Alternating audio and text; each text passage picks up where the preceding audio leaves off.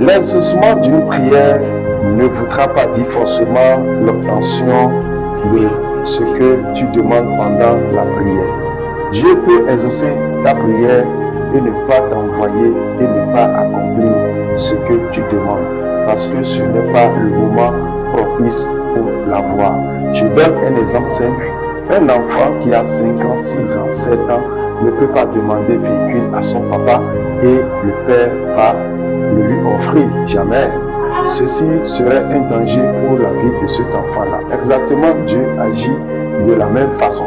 C'est pourquoi il a dit d'ailleurs, oh, si mauvais que vous êtes, si vous savez donner ce qui est bon à vos enfants, combien plus forte raison, moi, Dieu Tout-Puissant, je ne vais pas donner mon esprit à tous ceux qui l'auraient demandé. Alors, bien-aimés de Dieu, quand nous prions, quand vous priez, et vous n'avez pas ce que vous avez demandé dans la prière, ce n'est pas systématiquement que Dieu n'a pas exaucé votre prière.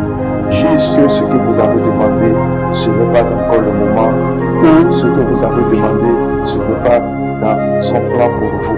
Alors vous devez continuer à prier, ceci ne doit pas vous décourager. D'ailleurs, Jésus-Christ disait, si vous priez, demandez à ce que la volonté de Dieu soit faite comme cela se passe dans les cieux. Alors, bien-aimés de Dieu, continuez à prier malgré que rien ne se passe.